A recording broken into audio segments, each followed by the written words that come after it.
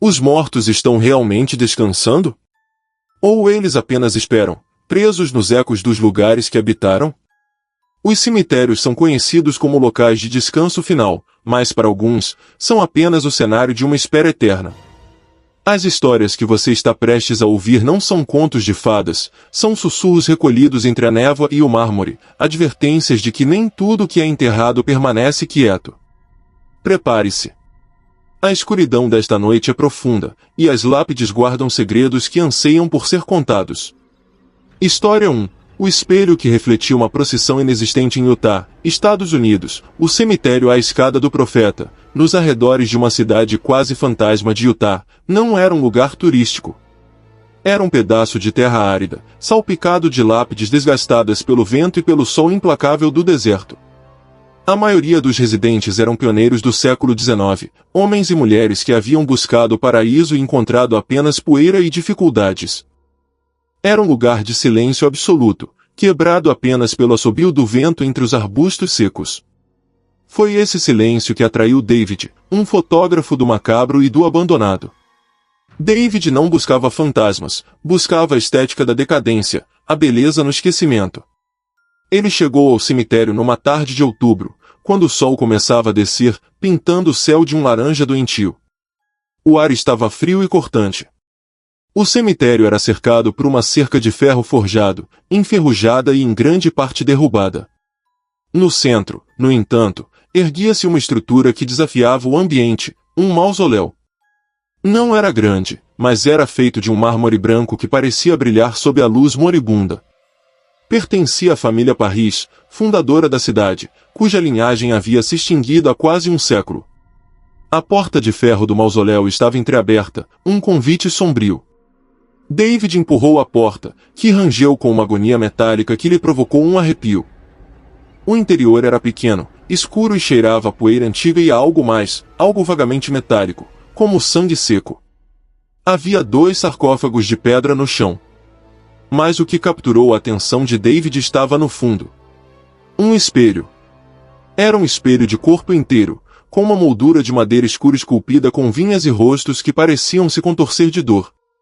Estava apoiado contra a parede dos fundos. Era uma escolha estranha para um local de descanso final. David levantou sua câmera, fascinado pelo contraste. A poeira cobria tudo, exceto a superfície do espelho, que estava impecavelmente limpa, como se alguém a tivesse polido naquela mesma manhã. Ele se aproximou para tirar uma foto de ângulo baixo, capturando seu próprio reflexo no vidro escuro. Foi então que ele viu. Ele não estava sozinho no reflexo. Atrás de sua imagem, refletida na penumbra do mausoléu, havia pessoas. David se virou bruscamente, o coração batendo em seu peito com a força de um martelo. Não havia ninguém. O mausoléu estava vazio, exceto por ele, os 2 sarcófagos e o cheiro de poeira. Ele soltou uma risada nervosa. Tempo demais na estrada, murmurou, culpando a fadiga e a luz enganosa do entardecer. Ele se virou para o espelho, pronto para descartar a ilusão. A procissão continuava lá. Estavam no reflexo, mas não estavam na sala. Eram uma dúzia de figuras, homens e mulheres, vestidos com roupas pretas e antiquadas. Pareciam estar de luto, com os rostos pálidos e definhados, os olhos fundos em sombras. Moviam-se lentamente, como num sonho febril, caminhando em uma linha solene que parecia se originar na parede esquerda do mausoléu e desaparecer na direita. David baixou a câmera, sua respiração presa na garganta. Ele podia ver seu próprio rosto pálido e aterrorizado em primeiro plano, e atrás dele, o desfile silencioso dos mortos. Ele se aproximou do espelho, seu instinto de fotógrafo lutando contra seu impulso de fugir. O vidro estava gelado ao toque. Os detalhes eram impossíveis. Ele viu uma mulher com um véu de renda preta. Através do véu, ele viu que ela não tinha olhos, apenas órbitas vazias. Viu um homem alto com uma cartola, cuja pele tinha o tom ceroso de um cadáver preparado para o enterro. Eles se moviam com uma lentidão insuportável, mas não faziam barulho. Não havia som de passos, nem sussurros, nem choros. Apenas o movimento silencioso no vidro. David levantou sua câmera novamente, o pulso latejando em seus ouvidos. Focou. Mas no visor da câmera, ele só via a si mesmo e a parede de pedra vazia atrás dele. A procissão não aparecia na lente. Ele baixou a câmera. Lá estavam eles. O que são vocês? Ele sussurrou. Como se tivessem ouvido sua voz, a procissão parou. O silêncio no mausoléu tornou-se pesado, opressor.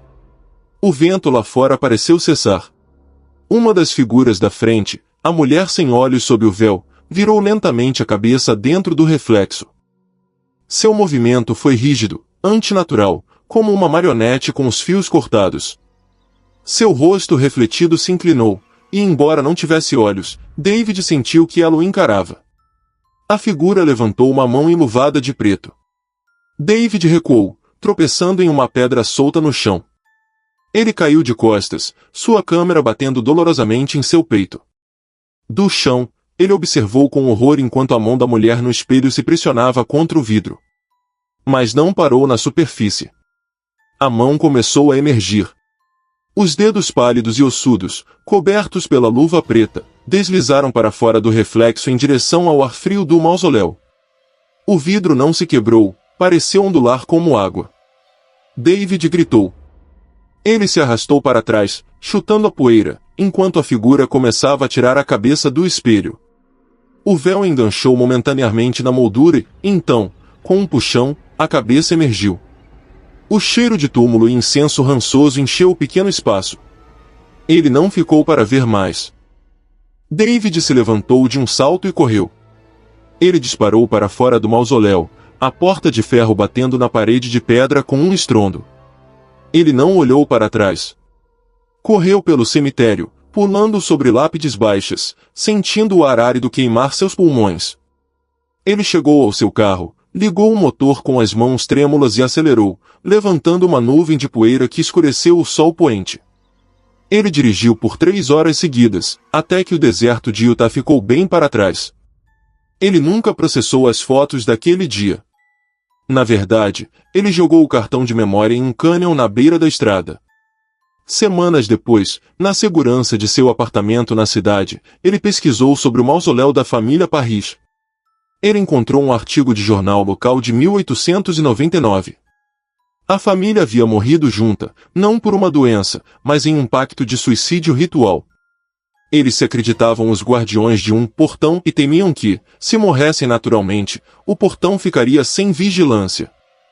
O artigo mencionava um objeto que foi enterrado com eles, contra os desejos do padre local, um espelho de espera, que supostamente permitia aos mortos continuar seus deveres de vigilância do além. David nunca mais fotografou cemitérios. Às vezes, à noite, quando está sozinho e se olha no espelho do banheiro, ele teme ver algo mais do que seu próprio reflexo. Ele teme ver uma mão enluvada de preto, esperando pacientemente do outro lado do vidro. Se esta história gelou seu sangue e fez você olhar 2 vezes para os espelhos da sua casa, você ainda não viu nada. Isso é apenas o começo da nossa noite. Não se esqueça de se inscrever no canal para não perder as sombras que espreitam nas próximas histórias, e deixe um like se você se atreve a apoiar a escuridão. História 2. A voz que dizia não me esqueça. Em Málaga, Espanha, o cemitério inglês de Málaga não é um lugar que inspire medo à primeira vista. É um jardim botânico exuberante, um oásis de verde tropical na costa sul da Espanha, onde os residentes estrangeiros da cidade, principalmente britânicos, foram enterrados durante séculos. Suas lápides de mármore branco e monumentos vitorianos erguem-se entre palmeiras e flores exóticas. É um lugar de beleza melancólica, mais do que de terror gótico. Por isso, quando ofereceram a Carlos, um jovem jardineiro, o posto de vigia noturno, ele aceitou sem hesitar. O trabalho era simples: patrulhar as trilhas sinuosas, garantir que os portões estivessem fechados e que nenhum vândalo perturbasse a paz dos mortos. Carlos amava o silêncio. Ele encontrava conforto na quietude da noite, acompanhado apenas pelo som do mar próximo e pelo render de suas próprias botas sobre o cascalho. As primeiras semanas foram exatamente assim, pacíficas. Ele se familiarizou com os túmulos mais notáveis, o do jovem poeta afogado, o do cônsul caído em desgraça. O cemitério era seu domínio privado sob a lua. Tudo mudou na quarta semana, em uma noite pesada e úmida de agosto, quando o vento terral trazia um calor sufocante do interior. Carlos estava perto da seção mais antiga, podando uma roseira que havia saído de controle, quando a ouviu pela primeira vez. Foi um sussurro, tão fraco que a princípio ele pensou que era o vento entre as folhas de uma palmeira. Mas o ar estava completamente parado. Ele largou as tesouras de poda. Aguçou o ouvido. Não me esqueça. A voz era feminina, com um leve sotaque que ele não conseguiu identificar, talvez britânico ou irlandês. Parecia jovem, mas incrivelmente cansada, carregada de uma tristeza que lhe oprimiu o peito. Carlos se endireitou, a lanterna varrendo a área. Olá! Tem alguém aí? O cemitério está fechado. Silêncio. Apenas o zumbido dos insetos noturnos. Ele presumiu que tinha sido sua imaginação, o calor e a fadiga brincando com seus sentidos. Mas uma sensação de inquietação se instalou em sua nuca. Na noite seguinte, ele a ouviu novamente. Ele estava no mesmo lugar, esvaziando uma lixeira. Não me esqueça. Desta vez foi mais claro, como se alguém estivesse falando logo atrás de seu ombro. Ele se virou tão rápido que quase caiu. Não havia ninguém. Ele estava sozinho entre os túmulos brancos. Quem é você? Ele perguntou ao ar denso. A única resposta foi o eco de sua própria voz. A partir daquela noite, a frase se tornou sua companheira constante. Sempre a mesma, sempre no mesmo tom lastimoso, sempre no mesmo canto do cemitério. Não me esqueça. Carlos começou a mudar. O homem que amava o silêncio agora o temia. O silêncio era a tela sobre a qual a voz pintava seu desespero. Ele parou de podar aquela seção. Começou a tomar rotas mais longas para evitar o canto antigo. Mas a voz parecia segui-lo. Às vezes a ouvia perto da capela, outras vezes junto à entrada principal. Ele estava ficando obcecado. Quem era ela? E por que temia tanto ser esquecida? Ele começou a investigar durante o dia. Em suas horas vagas, ele verificava os registros do cemitério, procurando por um túmulo específico na área onde ouviu a voz pela primeira vez. Ele a encontrou. Era uma lápide simples, meio oculta pela era, pertencente a Lara Vance, de 1888 a 1909. Morreu aos 21 anos.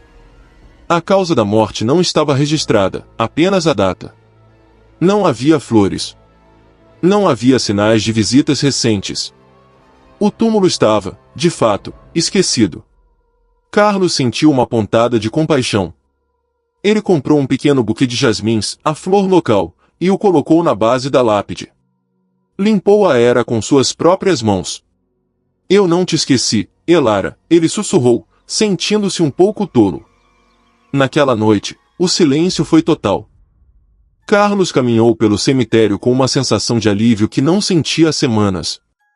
A voz tinha sumido. Mas a paz não durou. Uma semana depois, a voz retornou. Mas havia mudado. Não era mais um sussurro triste. Era um abalo. Carlos estava patrulhando perto do túmulo de Elara, sentindo-se orgulhoso das flores frescas que havia colocado naquela tarde. Não me esqueça. A voz soou diretamente em seu ouvido, mas desta vez estava distorcida, gutural, como se dois tons estivessem se raspando. Não era mais uma súplica, era uma ordem. Carlos tropeçou para trás, sua lanterna tremendo. O que você quer de mim? Eu te trouxe flores. Não, esqueça. O som pareceu vir da própria terra sob seus pés, vibrando através das solas de suas botas. O medo se transformou em pânico. Carlos correu para a guarita de segurança e se trancou. Ele passou o resto da noite encolhido no canto, ouvindo o vento que agora sim soprava, ou talvez, ouvindo o sussurro que havia se multiplicado, como se um coro de vozes repetisse a mesma frase várias vezes. Ele começou a vê-la. Sombras fugazes que se moviam bem na borda de sua visão. A sensação de que alguém observava por trás dos monumentos. Uma noite, ele viu uma figura branca, translúcida, parada ao lado do túmulo de Elara, olhando para ele. Quando ele focou a lanterna, a figura desapareceu, mas o cheiro de jasmim podre encheu o ar. Carlos estava à beira do colapso. Ele não dormia. Saltava com qualquer barulho. Seus colegas de dia notaram sua palidez, seus olhos injetados de sangue, sua constante tremedeira. Na última noite em que trabalhou, uma tempestade se formava sobre Málaga. O ar estava elétrico. Ele estava determinado a não sair da guarita. Mas a voz não permitiu. Não me esqueça. O grito foi tão alto que fez vibrar o vidro da janela. Não foi um sussurro, foi um rugido de puro desespero e raiva. E então, uma batida na porta. Carlos congelou. Bum! Bum! Bum! Uma batida lenta e deliberada. Ele olhou pelo olho mágico. Não viu nada. Bum! Bum! Bum! As batidas estavam mais fortes agora, fazendo a porta tremer em seu batente. Vá embora, gritou Carlos, sua voz quebrada pelo terror. Então, o sussurro veio de dentro da sala. Você não vai me esquecer. Carlos se virou. Não havia ninguém. Mas o rádio que ele usava para se comunicar, que estava desligado e fora da tomada, ganhou vida com uma explosão de estática. E da estática, emergiu a voz, clara como cristal, mas cheia de uma tristeza infinita. Obrigada pelas flores, Carlos. A porta parou de ser golpeada. O silêncio caiu sobre a guarita, mais pesado e assustador do que qualquer barulho. Carlos não esperou o amanhecer. Ele abriu a porta com força, correu em direção à saída principal, abriu o portão e fugiu para as ruas iluminadas da cidade. Ele nunca mais voltou. Deixou suas ferramentas, seu uniforme, tudo. Os administradores do cemitério inglês encontraram a guarita de segurança vazia na manhã seguinte. Na poeira que cobria a mesa do guarda, alguém, ou algo, tinha escrito duas palavras com uma caligrafia elegante e antiquada. Não me esqueça. A tristeza pode ser tão assustadora quanto a malícia. O medo de ser esquecido é um eco que alguns, ao que parece, se recusam a deixar apagar.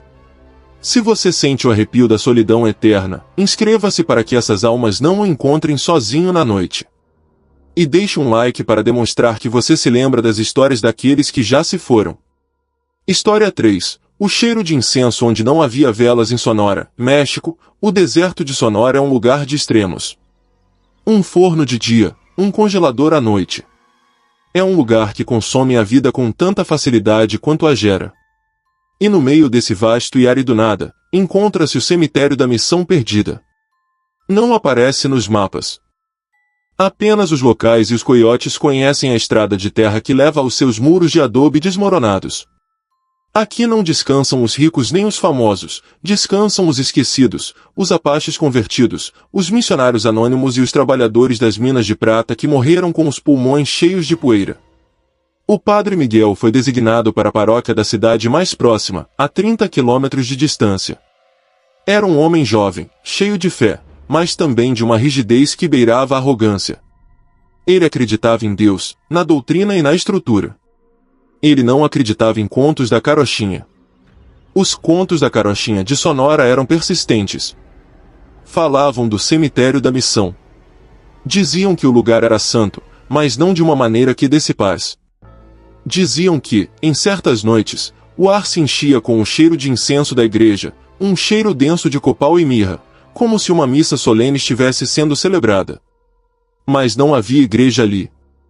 A missão original havia desmoronado há 200 anos, e não havia velas acesas há décadas. Uma tarde, Miguel foi chamado para dar a extrema-unção a um ancião em um rancho próximo ao cemitério. Era quase o pôr do sol quando ele terminou. O ancião, com seu último suspiro, sussurrou-lhe: "Não passe pela missão esta noite, padre. Eles estão cantando." Miguel, acreditando que era o delírio da febre, deu-lhe a bênção e foi embora. Ele decidiu pegar o atalho que passava ao lado do cemitério da Missão. A rota principal era longa e seu jipe não estava funcionando bem. O sol estava se pondo, e o céu era uma ferida púrpura e laranja. O ar esfriou de repente. Quando seu jipe passou chacoalhando ao lado dos muros de adobe, o motor tossiu, cuspiu e morreu. Miguel praguejou em voz baixa. Ele não era mecânico. Saiu do veículo. O silêncio do deserto era absoluto, tão profundo que seus ouvidos zumbiam. Ele estava a quilômetros de qualquer coisa. E então, ele sentiu o cheiro. Não foi gradual. Foi instantâneo, como se alguém tivesse aberto um incensário bem debaixo de seu nariz. Uma fumaça espessa, doce e sagrada. Copal. O mesmo que ele usava na missa de domingo. Ele se virou, esperando ver alguém. Um grupo de locais rezando, talvez. Não havia ninguém. O cemitério estava morto, suas cruzes de madeira tortas como dentes quebrados contra o crepúsculo. O cheiro se intensificou. Era tão denso que ele quase podia saboreá-lo, um gosto metálico e amargo sob a doçura. Fez seus olhos arderem. Quem está aí? Ele chamou, sua voz soando fina e frágil na imensidão. Apenas o vento respondeu, mas o vento não cheirava a nada. O cheiro de incenso, no entanto, permanecia estagnado ao seu redor, pesado como uma mortalha. Ele decidiu que não podia ficar ali. Se não pudesse ligar o jipe, caminharia. Ele pegou sua maleta com os santos óleos e sua estola, e começou a caminhar pela trilha, afastando-se do cemitério. Mas o cheiro seguiu. Ele caminhou mais rápido, e o aroma de copal pareceu envolvê-lo, como se ele estivesse caminhando dentro da nuvem de fumaça, embora o ar ao seu redor estivesse perfeitamente claro e estrelado. Ele começou a sentir algo mais. Uma pressão no peito.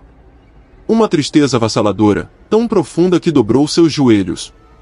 Não era sua tristeza, era alheia, uma mágoa antiga e coletiva. Ele parou, respirando com dificuldade. O cheiro era sufocante agora. E ele ouviu o canto. Exatamente como o ancião havia dito. Era um canto gregoriano, mas distorcido, como se fosse ouvido debaixo d'água.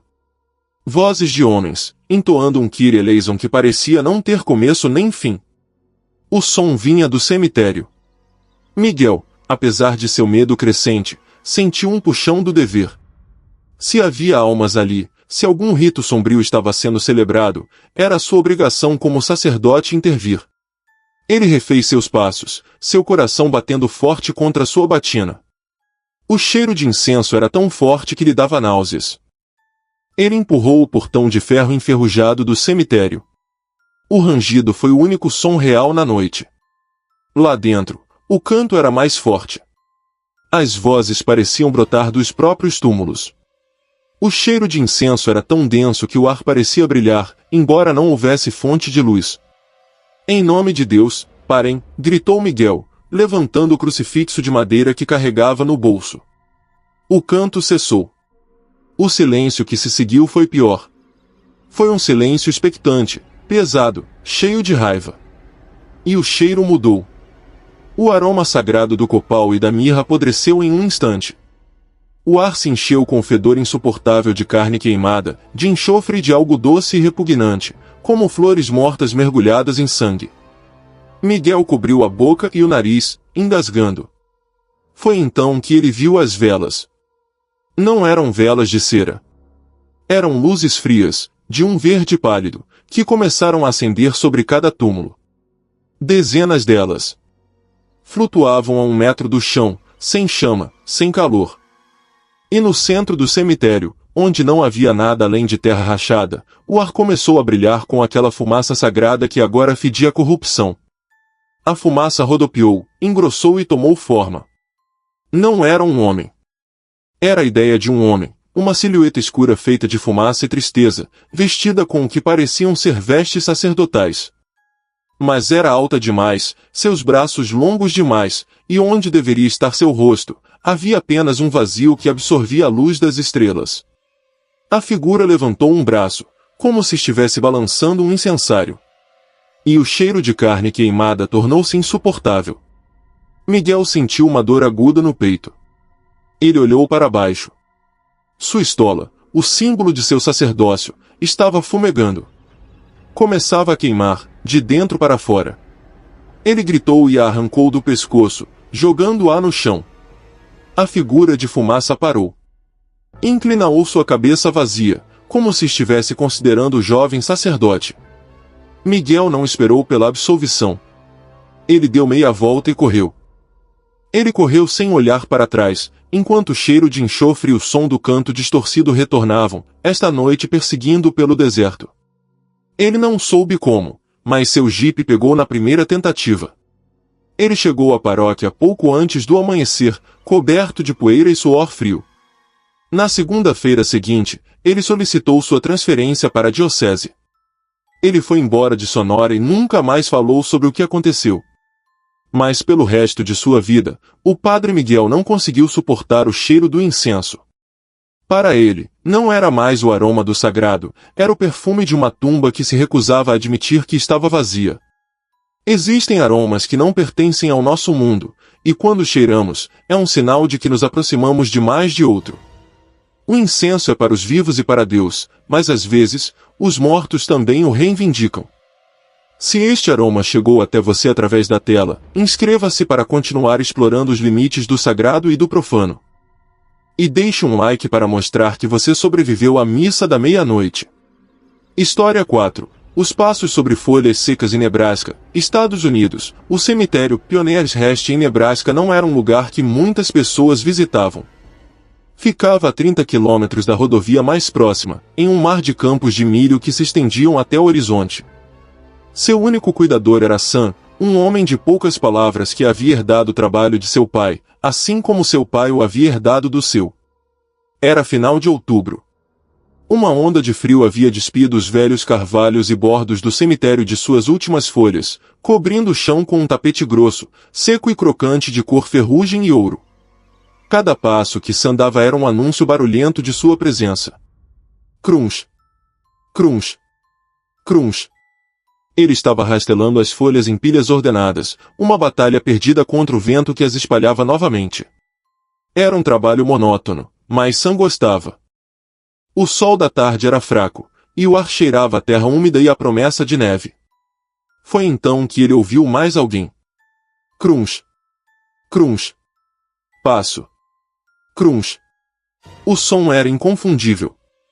Eram botas pesadas, como as dele, caminhando sobre o tapete de folhas secas. Sam parou, apoiando-se em seu ancinho. Olá! O cemitério fecha ao pôr do sol, ele gritou, embora raramente tivesse visitantes, muito menos a esta hora. O som parou. Sam aguçou o ouvido. O vento soprava, fazendo os galhos nus sussurrarem. Ele olhou ao redor. Viu as lápides de granito, as cruzes de ferro forjado e as pilhas de folhas que havia feito. Ele não viu ninguém. Dando de ombros, ele voltou ao seu trabalho. Rastelar. Amontoar. Crunch, passo, crunch, passo. Lá estava de novo. Desta vez, mais perto. Vinha de sua esquerda, da seção dos veteranos da Guerra Civil. Sam se virou. Eu disse que estamos fechados. Ele olhou fixamente para o local de onde vinha o som. Era uma pequena clareira entre duas grandes lápides de mármore. O chão estava coberto por uma camada intacta de folhas de bordo vermelhas, tão quietas quanto uma fotografia. Enquanto ele observava, o som voltou. Crunch. Foi um único passo, forte e claro, como se alguém tivesse pisado com força. Mas as folhas não se moveram. Nenhuma sequer. Não se amassaram, não se partiram, não se moveram. Estavam perfeitamente móveis, banhadas pela luz dourada do entardecer. No entanto, o som de sua quebra tinha sido tão real que Sam sentiu em seus dentes. Os pelos de sua nuca se arrepiaram. Isso é estupidez, ele murmurou. Talvez um animal, uma marmota sob a terra. Mas o som recomeçou. E não era um animal. Era um passeio. Lento, deliberado, rítmico. Crunch, passo, crunch, passo. Estava se movendo. Da seção dos veteranos, cruzando a trilha principal, e se dirigindo para a cripta da família Hemlock, a mais antiga do cemitério. Sam, com o coração batendo forte, observou com uma mistura de terror e fascinação. Ele podia seguir o movimento da coisa invisível. Ele podia ouvir como seus passos fantasmagóricos esmagavam folhas que permaneciam visivelmente perfeitas. Quem é você? Ele sussurrou. A caminhada parou, bem em frente à porta de ferro da Crypt Hemlock.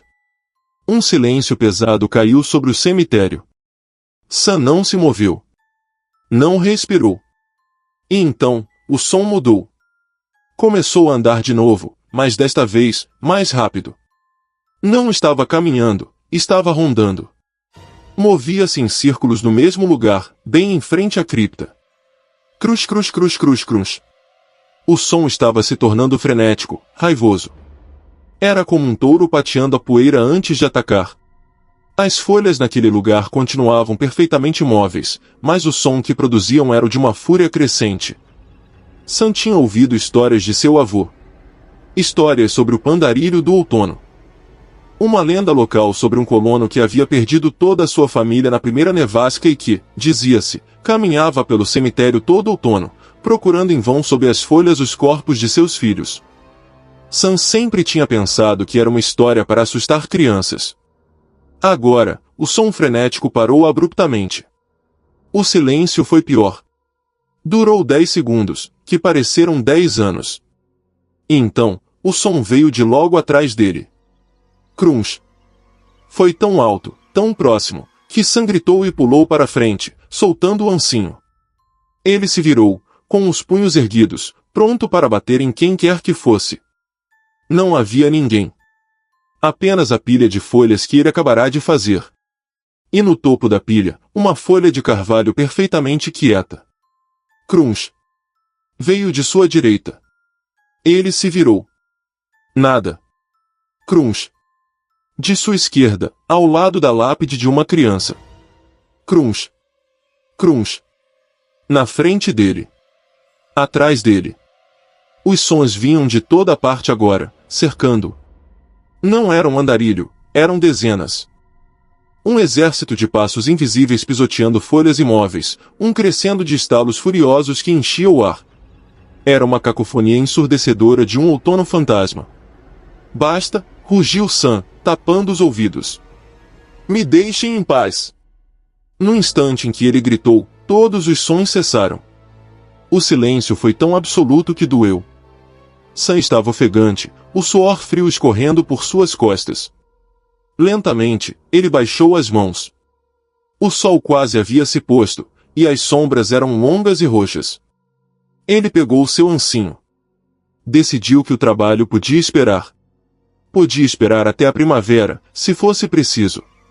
Ele caminhou, quase correu, em direção à cabana de ferramentas perto da entrada. Cada passo que ele dava sobre as folhas reais soava como uma explosão. Crunch. Crunch. Crunch. Ele chegou à cabana, abriu a porta e jogou o ancinho lá dentro. Ele estava prestes a fechar quando ouviu um último som. Não veio das folhas. Veio de dentro da escura cabana de ferramentas. Foi um sussurro, seco e quebradiço, como das próprias folhas. Ainda não terminamos.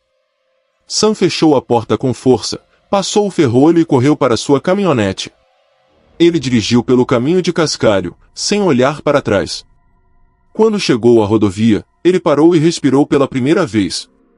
Ele nunca soube o que era que caminhava naquela tarde. Mas no dia seguinte, ele se demitiu. Disse ao prefeito que o vento de Nebraska era demais para suas alergias. Ele deixou que o cemitério Pioneers Rest fosse reivindicado pelas folhas, que agora jazem em um tapete espesso e imperturbável, guardando o segredo dos passos que soam, mas nunca são vistos. Existem sons que não precisam de um corpo para existir. Existem raivas tão antigas que ficam impressas no ar, esperando que alguém ouça. Se o silêncio da noite agora lhe parece barulhento demais, inscreva-se no canal. E deixe um like se você também já ouviu passos que não deveria ter ouvido. História 5. A lápide que amanhecia quebrada toda manhã em Valência, Espanha. O cemitério geral de Valência é uma cidade dos mortos. Um labirinto de mausoléus opulentos, estátuas de anjos chorosos e nichos empilhados que se elevam para o céu Mediterrâneo. Mas na seção mais antiga, a seção 14, as coisas eram diferentes. Era um lugar sombrio, descuidado, onde as lápides estavam afundadas e o mato crescia sem controle. Aqui, entre os túmulos anônimos, havia um que havia se tornado um problema. Não era um túmulo impressionante. Pertencia a um tal Damián Vega, de 1874 a 1901. Não havia epitáfio, apenas o nome e as datas gravadas em uma simples laje de calcário. O problema era que a lápide não permanecia intacta. Vicente era o pedreiro oficial do cemitério, um trabalho que sua família havia desempenhado por 3 gerações. Ele era um homem pragmático, que acreditava na dureza da pedra e na inevitabilidade da morte, mas não em muito mais. Na primeira vez que o chamaram, ele presumiu que tinha sido vandalismo. A lápide de Damián Vega estava partida de forma limpa ao meio, como se um machado gigante a tivesse atingido. Jovens bêbados, murmurou Vicente, balançando a cabeça. Ele passou o dia trabalhando. Com uma mistura de resina especial, cimento e pó de pedra, ele uniu as 2 peças. Usou braçadeiras de metal para segurá-las enquanto secavam. No final do dia, o reparo era quase invisível. Um trabalho de artesão. Na manhã seguinte, o capataz o chamou, furioso. Vicente, que tipo de trabalho foi esse? Quebrou de novo. Vicente foi à seção 14. Ele não podia acreditar no que via. A lápide estava partida novamente. Mas não na linha de seu reparo. Estava partida em um lugar completamente novo, uma fratura dentada que atravessava o nome Damián. As braçadeiras de metal que ele havia deixado estavam dobradas e jogadas a 10 metros de distância, como se tivessem sido arrancadas por uma força incrível. Impossível, disse Vicente. A resina precisava de dias para curar, mas a força necessária para quebrar a pedra sólida daquela maneira era enorme. Desta vez, ele encarou como um desafio pessoal. Trabalhou o dia todo. Usou vergalhões de aço internos para reforçar a pedra, perfurando o núcleo e cimentando-os. Quero ver tentarem quebrar isso agora, disse ele. Na manhã seguinte, a lápide estava feita em pedaços. Não estava partida em 2, mas em uma dúzia de pedaços. Os vergalhões de aço estavam dobrados em ângulos impossíveis, como se fossem de arame macio. A terra ao redor do túmulo estava revirada, mas não havia pegadas. O capataz estava pálido. A família, bem, não a família. Mas a administração diz que isso é uma falta de respeito. Vicente, traga uma nova. Frustrado, Vicente passou 2 dias em sua oficina esculpindo uma réplica exata da lápide em um novo bloco de granito, uma pedra muito mais dura que o calcário original. O granito durará 1000 anos, disse ele à sua esposa. Ele instalou a nova lápide pessoalmente, assentando-a em uma base de concreto fresco. Quando terminou, o sol estava se pondo. O cemitério estava em silêncio, exceto pelo tráfego distante da cidade. Enquanto recolhia suas ferramentas, ele sentiu frio. Um frio úmido que não vinha do armarinho. Ele sentiu, pela primeira vez em sua vida, que estava sendo observado. Ele olhou ao redor, para as sombras que se alongavam entre os túmulos. Não viu nada, mas o silêncio da seção 14 pareceu tornar-se pesado, hostil. Ele se apressou em sair. Naquela noite, Vicente não dormiu bem. Ele sonhou com o som da pedra se quebrando, um estalo agudo e seco que se repetia sem parar. Ele acordou antes do amanhecer e dirigiu até o cemitério. Ele precisava saber. Ele chegou à seção 14 quando a primeira luz cinzenta da aurora iluminava o local. A lápide de granito estava intacta. Vicente soltou um suspiro de alívio, uma nuvem de vapor no ar frio. Ele riu de si mesmo. Vandalismo. Era só isso. Eles haviam assustado os vândalos com o granito.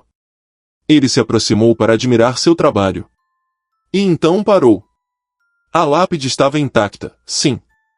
Mas não estava como ele a havia deixado. O nome Damián Vega tinha sido alterado. As letras, esculpidas a 2 centímetros de profundidade no granito sólido, haviam sido apagadas. Não estavam riscadas ou arranhadas. A superfície da pedra onde o nome estivera estava agora perfeitamente lisa, polida como um espelho, enquanto o resto da lápide mantinha a textura fosca do granito trabalhado. Era como se a pedra tivesse se curado, rejeitando o nome gravado. Vicente passou um dedo trêmulo pela superfície lisa. Estava gelada. Ele se ajoelhou, o medo substituindo seu orgulho de artesão. Ele olhou para a terra em frente ao túmulo. Agora, sob a luz da manhã, ele viu algo que havia deixado passar. Arranhões. Na terra úmida, alguém tinha escrito uma mensagem. Não com um graveto, mas pareciam marcas de unhas, profundas e desesperadas. Não é o meu nome. Vicente recuou, tropeçando em um túmulo vizinho. O que é você? Ele sussurrou. O sol começou a nascer, e a primeira luz dourada atingiu a lápide de granito. A seção polida onde o nome estivera captou a luz e a refletiu diretamente nos olhos de Vicente, cegando-o por um momento. Quando sua visão clareou, a mensagem na terra havia desaparecido, embora não houvesse vento para varrê-la. Vicente fugiu. Ele deixou suas ferramentas onde caíram. Disse ao capataz que estava se demitindo. Disse que a administração podia encontrar outro tolo para lutar contra as pedras. Os registros do cemitério foram consultados. Acontece que o túmulo de Damião Veiga, seção 14, lote 8, havia sido um erro administrativo por um século. A lápide estava lá, mas o corpo enterrado embaixo não era o de Damião Veiga. Era o de uma mulher, Dolores Uesca, registrada como falecida no mesmo ano, 1901. Ela havia sido enterrada no lugar errado, e seu próprio túmulo, a 3 seções de distância, estava vazio. Ninguém sabe como a lápide se quebrava. Ninguém sabe que força poliu o granito sólido em uma única noite. A administração do cemitério, temendo um escândalo ou algo pior, não corrigiu o erro. Eles simplesmente deixaram a seção 14 em paz. A lápide de granito continua lá hoje. Intacta. Sem nome. Com uma faixa no meio, tão suave e polida quanto cristal, que permanece fria ao toque mesmo no dia mais quente do verão valenciano. Algumas almas não buscam vingança. Elas apenas buscam ser nomeadas. E lutarão contra a própria pedra para corrigir o erro dos vivos. Se esta história fez você questionar o que está escrito em pedra, inscreva-se no canal, porque os erros mais sombrios são os que estão enterrados mais profundamente. E deixe um like para que Dolores Uesca saiba que, finalmente, lembramos seu nome. História 6. A silhueta que espiava por trás das cruzes em Guanajuato, México. O Panteão Municipal de Guanajuato é famoso por suas múmias. Homens, mulheres e crianças preservados pela terra seca e rica em minerais, expostos em vitrines de vidro para o deleite mórbido e a fascinação dos turistas.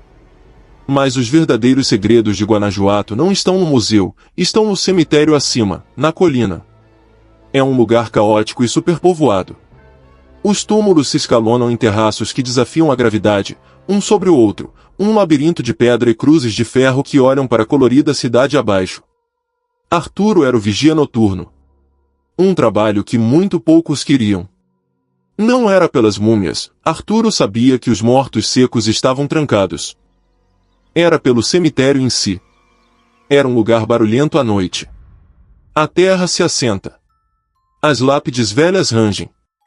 O vento assobia entre os túmulos de uma maneira que soa humana demais. Arturo era um homem corajoso, ou pelo menos assim pensava.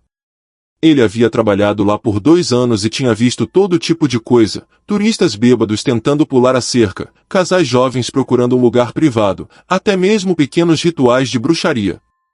Nada o assustava. Até que ele viu a silhueta. Foi uma noite de lua cheia, tão brilhante que o cemitério estava banhado em uma luz prateada e fantasmagórica. Arturo estava no terraço mais alto, fumando um cigarro, olhando para a rede de vielas abaixo. Ele sentiu o peso de um olhar. Ele levantou a vista. Lá estava ela. No terraço oposto, a uns 50 metros de distância, do outro lado de uma pequena ravina de túmulos afundados, havia uma figura. Estava parada, perfeitamente imóvel, parcialmente oculta atrás de uma grande cruz de pedra. Era apenas uma silhueta contra o céu noturno. Ele não conseguia distinguir traços, nem roupas, apenas a forma de uma pessoa. Parecia alta, ou talvez apenas magra. Ei! Gritou Arturo, sua voz ecoando no silêncio. O panteão está fechado. Sai agora ou chamarei a polícia. A silhueta não se moveu. Arturo suspirou, irritado. Outro vândalo. Ele deixou o cigarro cair e o apagou com a bota. Pegou sua pesada lanterna. Como quiser, murmurou. Ele começou a descer pelos estreitos degraus de pedra, cruzando os terraços, sua lanterna cortando a escuridão. O caminho para chegar ao outro lado era complicado, ele tinha que descer a ravina e subir novamente. Levou 5 minutos. Durante todo o tempo, ele não tirou os olhos da silhueta. E a silhueta não se moveu. Continuava lá, um recorte preto contra a lua. Arturo subiu os últimos degraus em direção ao terraço onde a tinha visto, ofegando um pouco. Te peguei. Ele chegou ao topo e varreu a área com sua lanterna. Não havia ninguém. Ele verificou atrás da cruz de pedra. Nada. Verificou atrás dos túmulos vizinhos. Nada.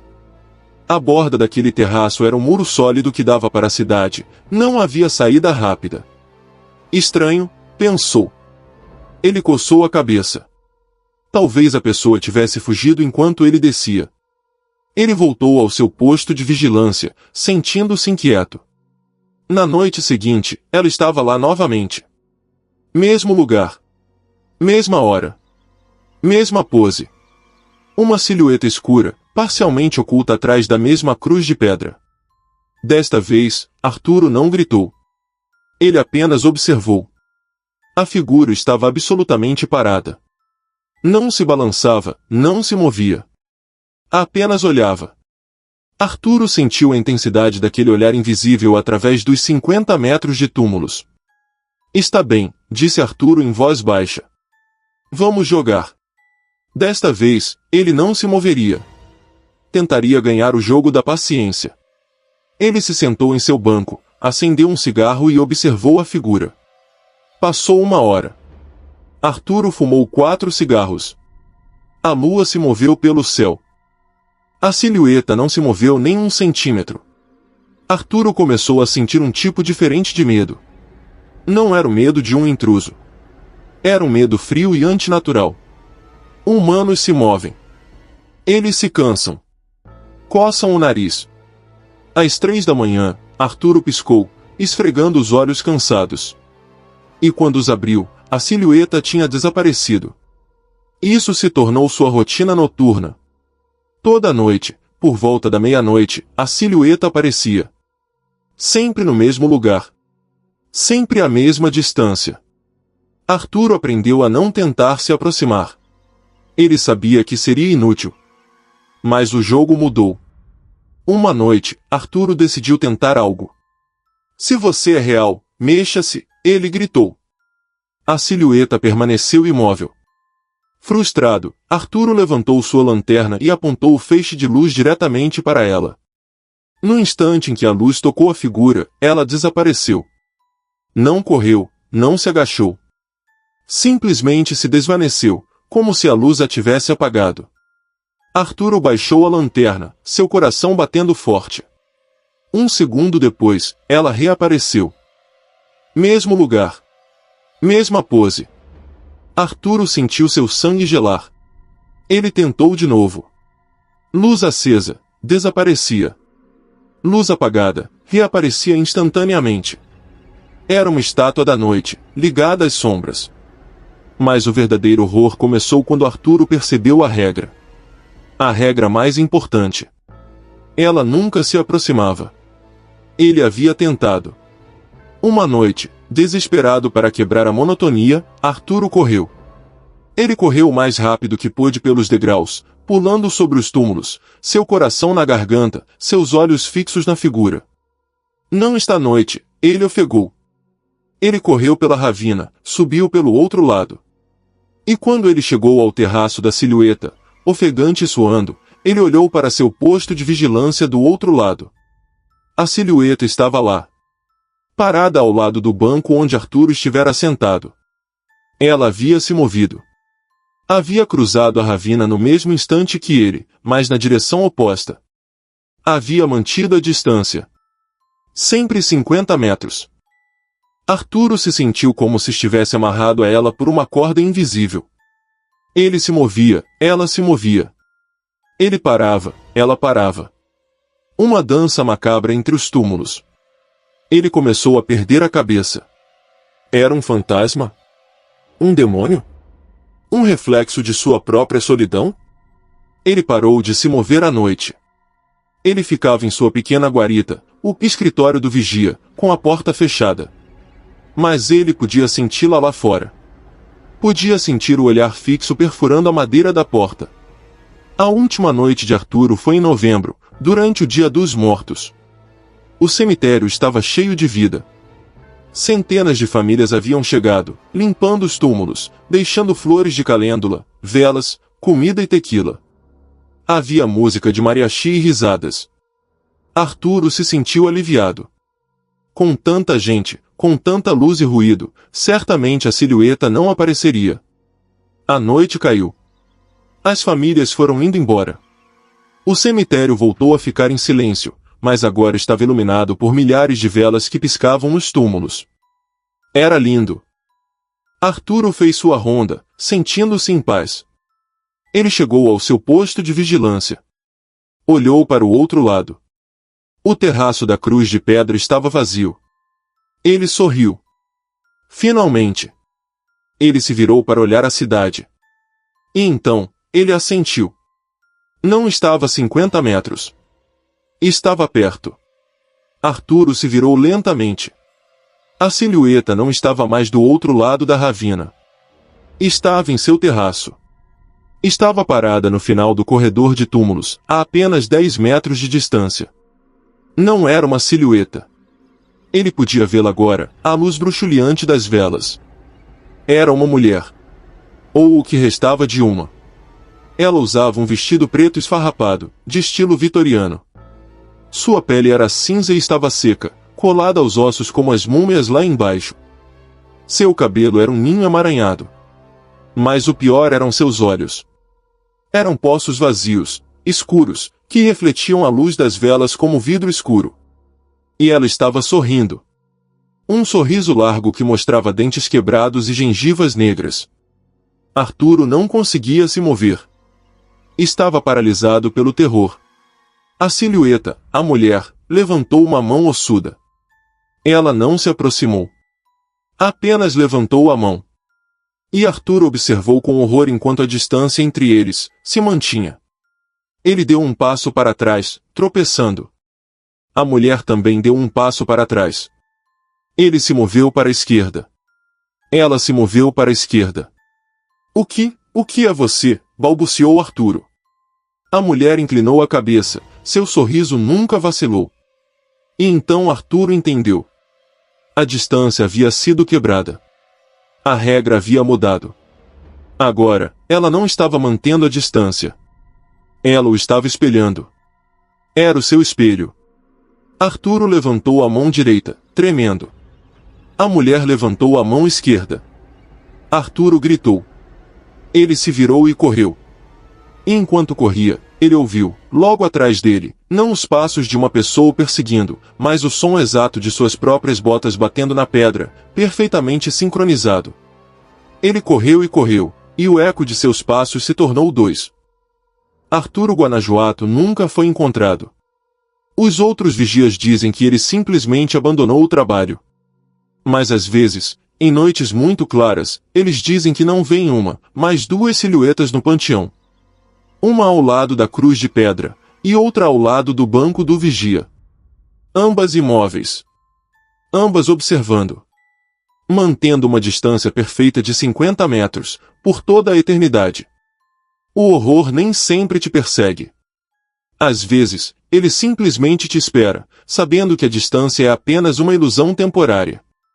Se você sente que algo observa pelo canto do olho, inscreva-se neste canal, porque as sombras estão se aproximando. E deixe um like para demonstrar que você não tem medo de encarar o abismo. História 7. A voz coral que cantava 100 corpos em Boston, Estados Unidos. Boston é uma cidade de história, e sua história está escrita em pedra e tijolo. Em nenhum lugar isso é mais evidente do que no Granary Burying Ground, um pequeno pedaço de terra no coração da cidade moderna. É o local de descanso final de patriotas como Samuel Adams e John Hancock. Durante o dia, é uma parada turística, um local de reverência histórica. Mas a noite é outra coisa. Liam era um engenheiro de som, um caçador de fonografias. Ele não buscava fantasmas, buscava os sons únicos de lugares esquecidos. Seu projeto atual era Ecos da Revolução, uma tentativa de capturar o ambiente sonoro dos locais mais históricos de Boston em sua forma mais pura, a ausência da vida moderna. Ele conseguiu uma permissão especial, algo quase impossível, para passar uma noite inteira gravando dentro do Granary Burying Ground. Ele chegou em uma noite fria de novembro, com a névoa rolando do porto. O cemitério, encaixotado entre edifícios de escritórios e o tráfego da Tremont Street, parecia um cenário. O barulho da cidade era um rugido constante, mas Liam tinha o melhor equipamento que o dinheiro podia comprar. Microfones binaurais, um gravador de campo de 32 bits e um microfone parabólico capaz de captar a queda de uma folha a 50 metros. Seu objetivo era capturar o silêncio abaixo do ruído da cidade. Ele se instalou perto do grande obelisco da família Franklin. A lua estava oculta pelas nuvens. O ar cheirava a folhas molhadas e a diesel. Ele colocou os fones de ouvido, ajustou os níveis e começou a gravar. Durante a primeira hora, foi o que ele esperava. O zumbido da cidade, o estouro distante dos freios a ar de um ônibus, o grito de uma sirene. Às 2h17 da manhã, o tráfego diminuiu. O silêncio começou a crescer. E nesse silêncio, Liam ouviu algo. Não era da cidade. No início, foi um murmúrio, tão baixo que ele pensou que era o zumbido de um transformador próximo. Ele ajustou o equalizador, filtrando as frequências baixas da cidade. E então, o murmúrio tomou forma. Eram vozes. Não uma ou duas, mas dezenas. Estavam cantando. Era um coro masculino, profundo e ressonante, que cantava em latim. Um canto gregoriano, uma missa antiga. Liam, que havia sido coroinha em sua juventude, reconheceu a cadência de um Kyrie eleison. Ele arrancou os fones de ouvido de golpe. Silêncio. Apenas o vento nas árvores nuas e o zumbido distante de Boston. Seu coração batia em seu peito. Não havia como. Não havia alto-falantes, nem igrejas próximas que praticassem às 2 da manhã. Ele voltou a colocar os fones de ouvido, lentamente. O coro estava lá, e estava ficando mais forte. A qualidade do som era impecável, rica em harmônicos. Ele podia ouvir a acústica de uma grande sala de pedra, como uma catedral, mas ele estava ao ar livre. Ele podia ouvir a respiração coletiva dos cantores entre as frases. Seus olhos dispararam para os medidores de seu gravador. Estavam enlouquecidos. O sinal era estéril, perfeitamente equilibrado. O som não vinha de uma direção. Vinha de todas as direções. Os microfones binaurais o estavam captando como se ele estivesse de pé no meio do coro. Que diabos? Ele sussurrou. Sua respiração formou uma nuvem. O canto era lindo, de uma tristeza que gelava os ossos. Parecia antigo, mais antigo que os patriotas enterrados ao seu redor. Mais antigo que a própria cidade. Sua curiosidade profissional superou seu medo. Ele pegou seu microfone parabólico e começou a varrer o cemitério, tentando isolar uma única voz. Ele apontou para o túmulo de Samuel Adams. O coro se manteve igual. Apontou para o túmulo de Paul Revere. Igual. Então, ele apontou para o canto mais escuro e antigo do cemitério, onde as lápides de ardósia do século XVII estavam tão desgastadas que suas inscrições eram ilegíveis. O canto mudou. Quando ele apontou o microfone para aquele canto, o coro se tornou mais claro, mas também mais áspero. A bela missa se dissolveu em algo mais primitivo. O latim tornou-se gutural. As harmonias se quebraram, tornando-se dissonantes. Não era mais um Kyrie eleison, Senhor, tende piedade, soava mais como uma exigência. Liam engoliu em seco. O ar frio de repente parecia opressor. Então, o coro fez algo que fez o sangue de Liam virar gelo. Eles pararam de cantar. Houve um segundo de silêncio absoluto, tão profundo que seus ouvidos doeram. E então, uma única voz, um baixo profundo, falou em seus fones de ouvido. Não cantou. Falou, bem em seu ouvido, como se estivesse a 1 centímetro de distância. Quid quaeris inter mortuos? O que buscas entre os mortos?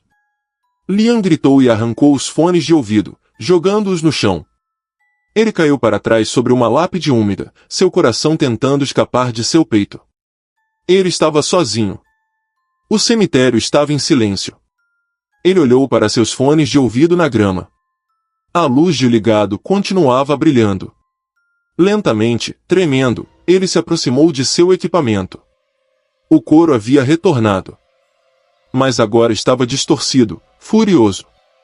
Era uma cacofonia de vozes, todas cantando a mesma nota dissonante, uma nota que crescia em volume e baixava em tom, até que era menos um som e mais uma vibração.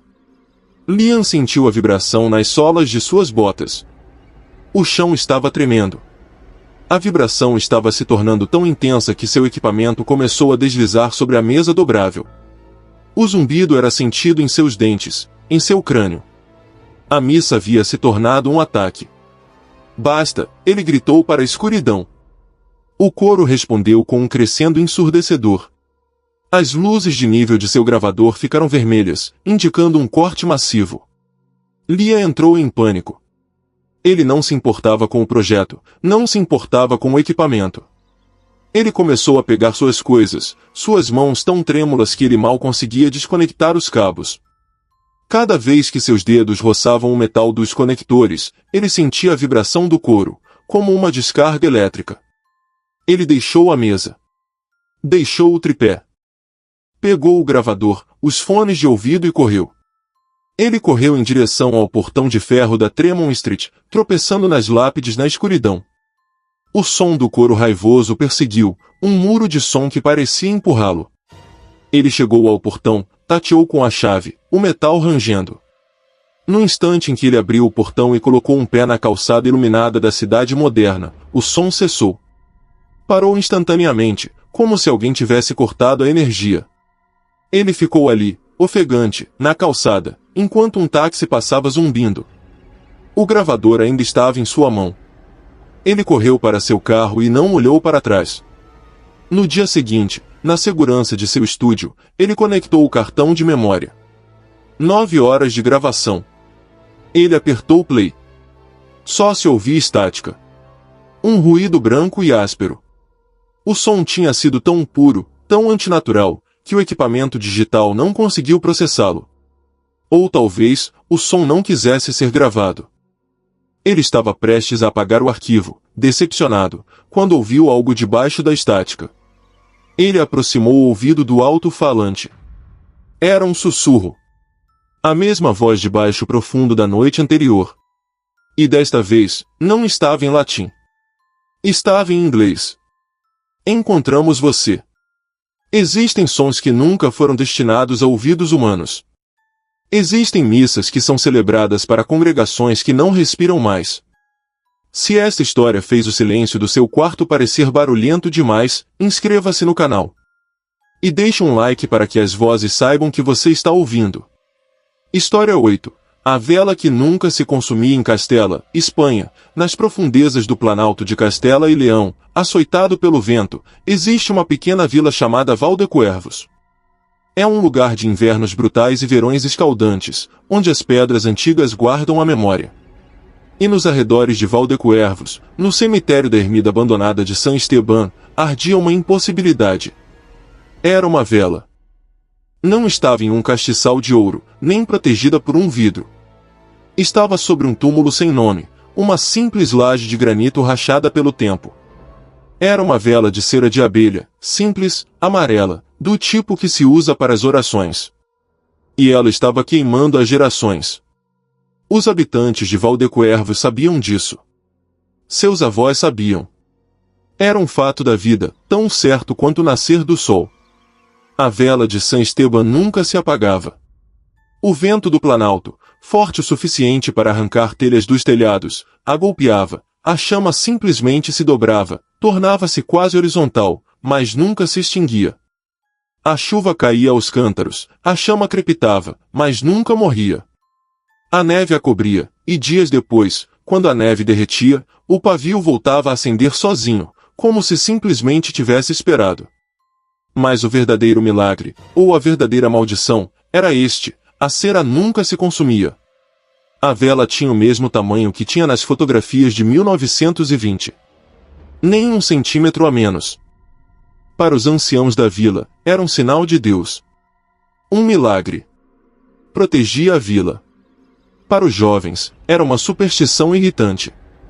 Para o padre Mateu, o novo sacerdote designado para Valdecuervos, era uma heresia. Mateu era um homem moderno, um erudito que acreditava que a fé deveria se basear na razão e na escritura, não em superstições rurais. Quando lhe falaram da vela eterna, ele franziu o senho. Uma vela é cera e fogo, disse ele ao seu sacristão, um ancião chamado Javier. A cera se consome. É a física de Deus. O que vocês têm é um truque. Não é um truque, padre, disse Javier em voz baixa. É a vela dela. A lenda local era vaga. Falava de uma mulher, séculos atrás, acusada de bruxaria e queimada naquele mesmo local. Em sua agonia, dizia-se que ela amaldiçoou seus acusadores, ou talvez, rezou por um milagre. A história mudava dependendo de quem a contava. Mas todos concordavam em uma coisa: o túmulo sem nome era o dela, e a vela era a sua vigília. Mateu decidiu que era hora de pôr fim a essa farsa. Estava prejudicando a verdadeira fé. Uma tarde tempestuosa, com o céu da cor de chumbo, Mateu se dirigiu ao cemitério da ermida. Javier implorou para que ele não fosse. A chama não deve ser apagada, padre. Não pela mão de um homem. Mateu o ignorou. Ele chegou ao cemitério enquanto as primeiras gotas frias de chuva começavam a cair. A ermida era uma ruína esquelética. E lá, no túmulo sem nome, estava a vela. A chama ardia com uma calma desafiadora, emitindo uma luz pálida, mas constante. Não piscava. Não soltava fumaça. Em nome de Cristo, murmurou Mateu, que esta ilusão termine. Ele se aproximou. O ar ao redor da vela era quente, mas não cheirava a cera queimada. Cheirava a algo mais. A ozônio, como antes de um raio, e a ervas secas, a alecrim. Mateu soprou. A chama se dobrou, lambeu o ar e retornou à sua posição vertical. Mateu soprou mais forte, com todas as suas forças. O vento da tempestade se uniu a ele. O mundo parecia rugir. A chama ardeu imóvel, como se estivesse pintada no ar. Frustrado e agora um pouco assustado, Mateu fez o que havia se proibido. Ele estendeu a mão. Se não podia soprá-la, a apagaria com os dedos. No momento em que seus dedos se aproximaram do pavio, a chama saltou. Não foi um salto pequeno. Tornou-se uma língua de fogo de 0,5 metro de comprimento, que se lançou em direção à sua mão como uma serpente. Mateu gritou e retirou a mão, queimada. A chama retornou instantaneamente ao seu tamanho normal. Calma. Constante. Agora ele estava furioso.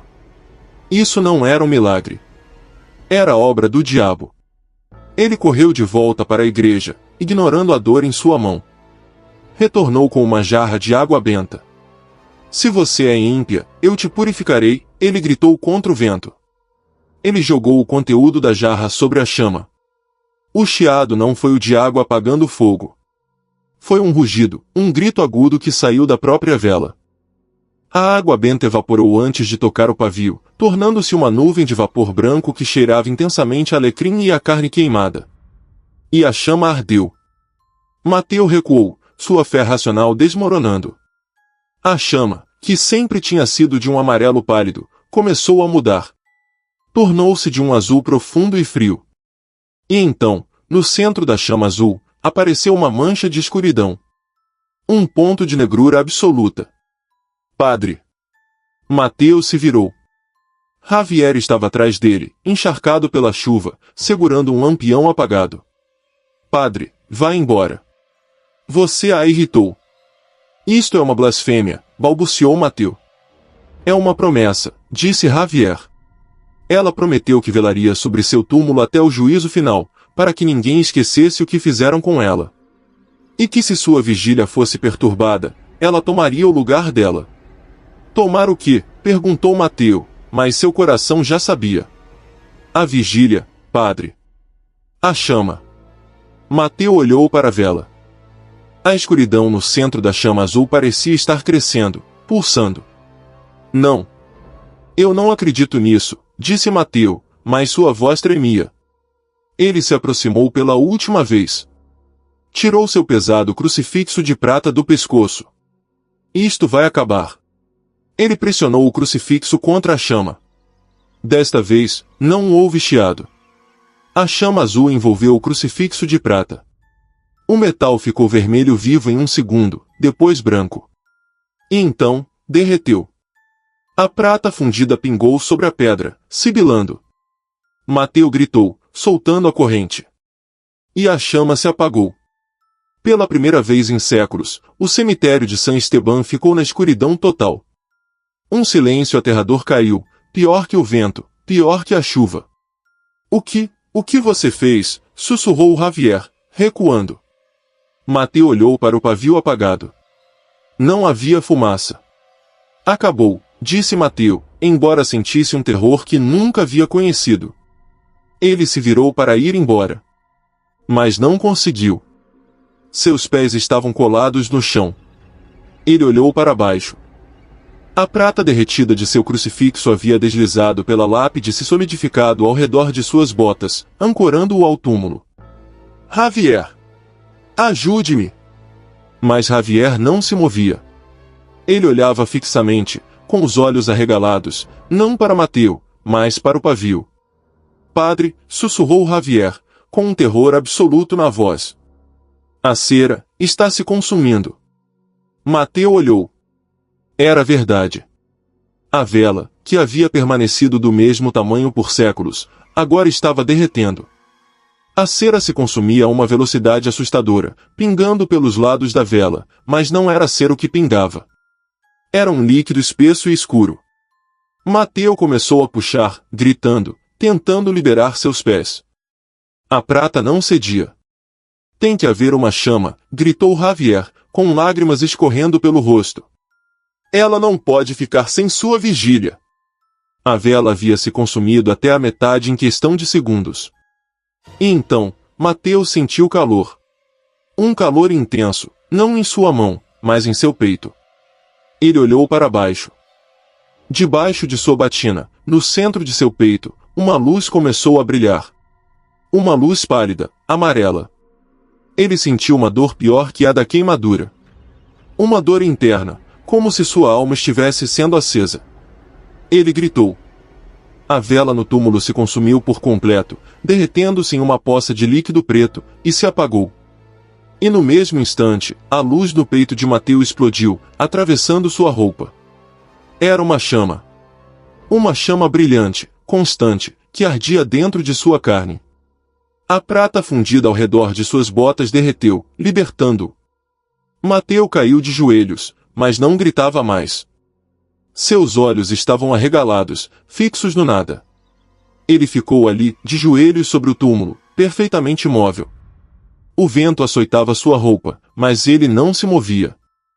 Javier fugiu, e nunca mais voltou. Dizem em Valdecuervos que o padre Mateu continua lá, no cemitério da ermida. Ele não se move, não come, não fala. Simplesmente fica ajoelhado sobre o túmulo sem nome. Os locais deixam comida para ele, mas ele nunca a toca. E se você for lá na noite mais escura, dizem que pode vê-la. Uma luz pálida, amarela, que brilha através do tecido de sua batina. Uma chama que arde, mas nunca consome. Existem promessas mais antigas que a fé e mais fortes que a física. Existem fogos que não podem ser apagados, apenas podem trocar de portador. Se esta chama eterna queimou sua alma, inscreva-se no canal.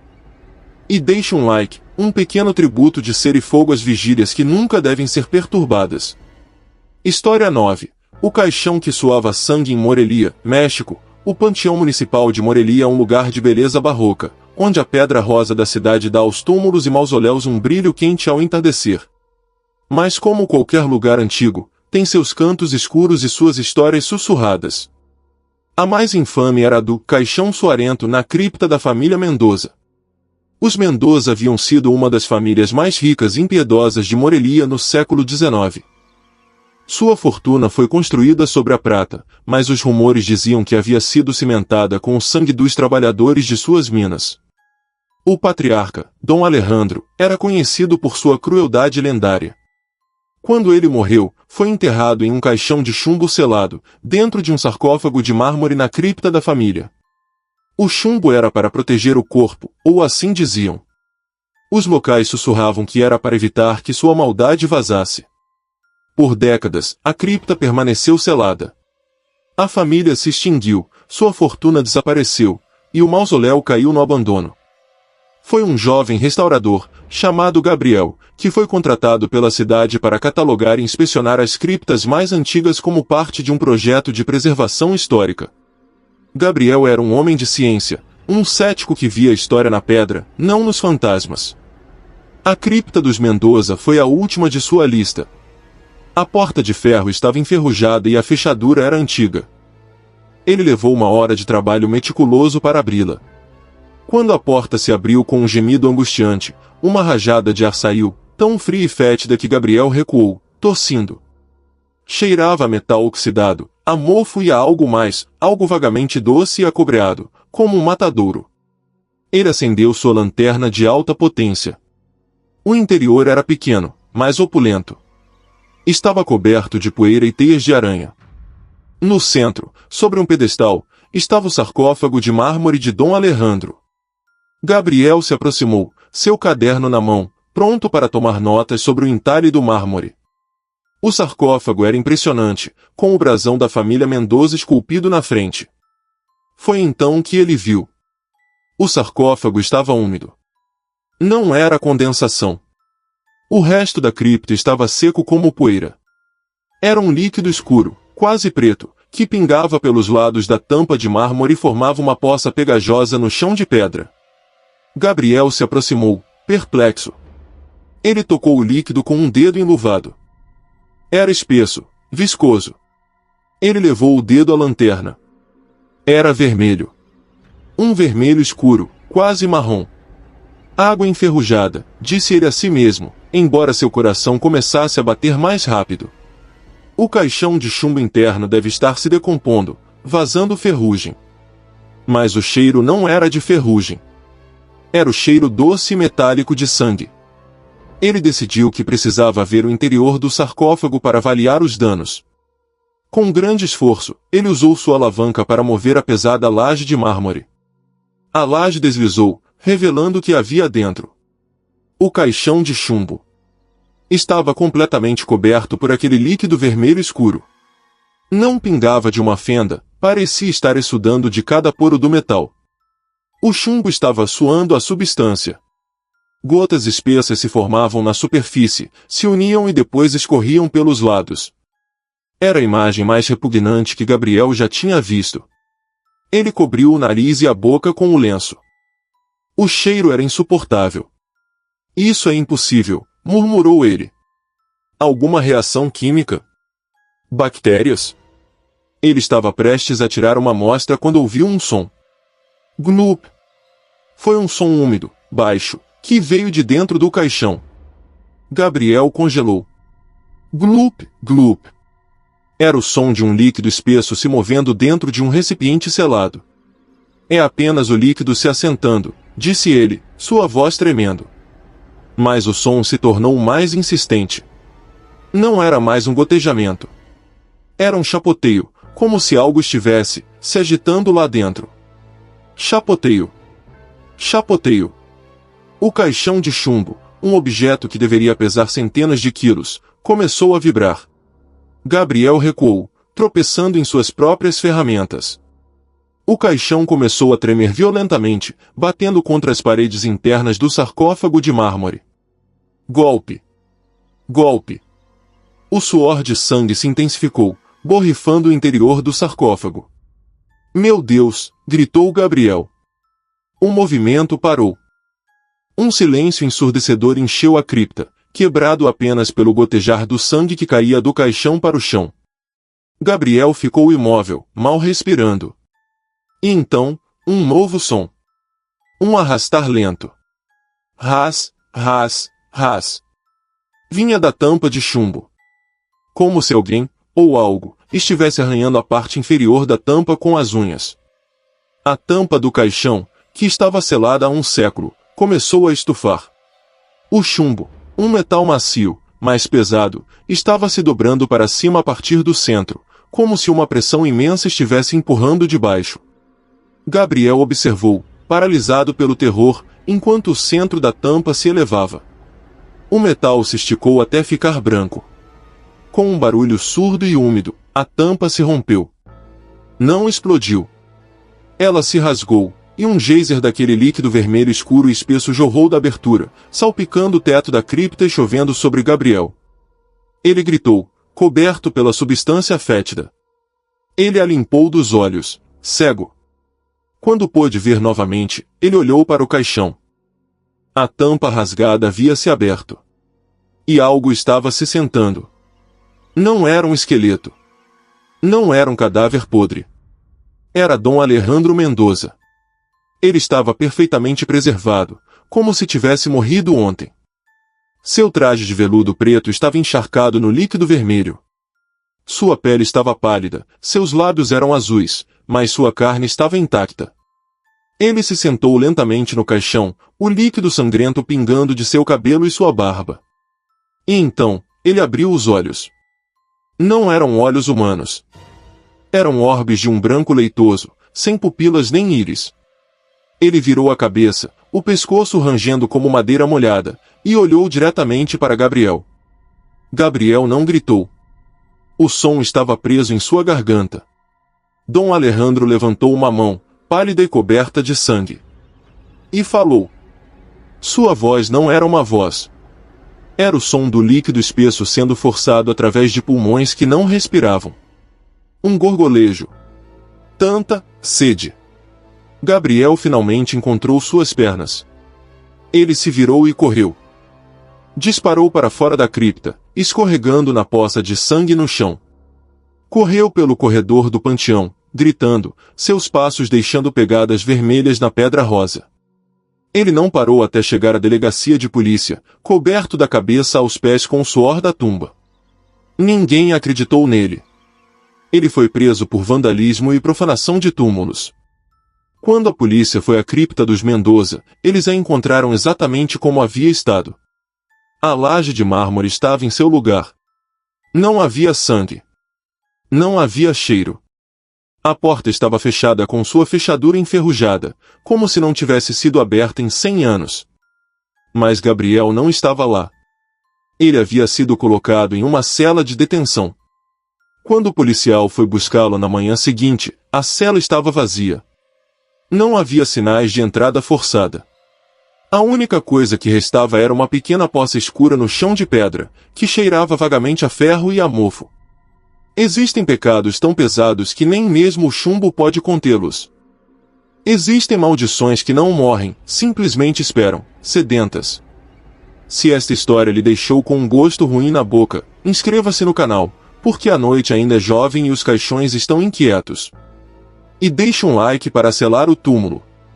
História 10. A sombra infantil que brincava entre os túmulos na Carolina do Sul, Estados Unidos. O cemitério de Magnolia, em Charleston, Carolina do Sul, é um lugar de beleza gótica sulista. Carvalhos centenários cobertos de musgo espanhol pairam sobre lápides que datam de antes da Guerra Civil. É um lugar de sonho, um labirinto de avenidas sombreadas e monumentos elaborados. Thomas era o novo superintendente do local. Não era um trabalho de vigia noturno, Magnolia fechava seus portões de ferro forjado ao entardecer. O trabalho de Thomas consistia em fazer o último percurso, garantir que todos os visitantes tivessem ido embora e fechar os portões. Era um trabalho tranquilo, e Thomas gostava. O entardecer no cemitério era sua parte favorita do dia. A luz dourada se filtrava através do musgo, e o silêncio era absoluto, quebrado apenas pelas cigarras. Em uma tarde de terça-feira, enquanto fazia sua ronda no carrinho de golfe pela trilha principal, ele viu algo que não se encaixava. Na seção mais antiga, perto do rio Ashley, ele viu um menino. Ei, ele gritou, freando o carrinho. Filho, estamos fechando. O menino, que parecia ter uns 6 ou 7 anos, estava agachado ao lado de uma lápide em forma de cordeiro. Ele estava vestido com roupas estranhas, shorts com suspensórios e uma camisa de botões, roupas que pareciam tiradas de uma fotografia antiga. O menino não pareceu ouvi-lo. Thomas suspirou. Os turistas às vezes se distraíam. Ele dirigiu o carrinho pela grama até a seção. Filho, você tem que ir, seus pais devem estar. Quando o carrinho parou a uns 10 metros, o menino se levantou. E Thomas congelou. Não era um menino. Era a ausência de um menino. Era uma sombra. Uma silhueta perfeitamente recortada da forma de um menino pequeno, mas não tinha profundidade. Era uma negritude bidimensional, mais escura que as sombras do entardecer que a cercavam. Onde deveriam estar os olhos, havia apenas mais vazio. Thomas ficou boquiaberto. E então, a sombra infantil riu. O som não era o de uma criança. Era o som de folhas secas raspando no cimento, o de vidros quebrados sendo varridos. Um som agudo, seco e sem alegria. A sombra se virou e começou a correr. Mas não corria como uma criança. Ela deslizava sobre o chão, movendo-se a uma velocidade antinatural, seus pés sem tocar a grama. Ela se movia sem esforço entre as lápides, sua risada crocante flutuando até Thomas. Espere, gritou Thomas, seu profissionalismo lutando contra o terror primordial que subia por sua garganta. Ele pulou do carrinho e correu atrás dela. Pare! A sombra era rápida. Ela deslizou para trás de um grande mausoléu de granito. Thomas dobrou a esquina com força, esperando pegá-la. Não havia nada. Ele estava ofegante, olhando ao redor, para o labirinto de túmulos. O sol quase havia se posto, e o cemitério estava mergulhado em um crepúsculo púrpura. Ele ouviu a risada novamente. KSH, KSH, KSH. Vinha de cima. Ele olhou para cima. A sombra infantil estava sentada no topo do mausoléu, suas pequenas pernas de sombra balançando sobre a borda, a 5 metros do chão. Ela inclinou sua cabeça vazia para Thomas. Thomas recuou. Como ela havia subido ali? O que é você? Ele sussurrou. A sombra se levantou de um salto, não como uma criança, mas com a agilidade de um inseto. Ela correu pela parede vertical do mausoléu e pulou para o galho de um carvalho coberto de musgo. Moveu-se através dos galhos como um macaco, sua risada seca seguindo.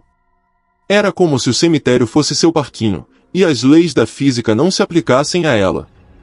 Thomas decidiu que sua ronda havia terminado. Ele correu de volta para o carrinho, ligou-o e dirigiu em direção ao portão principal a uma velocidade imprudente.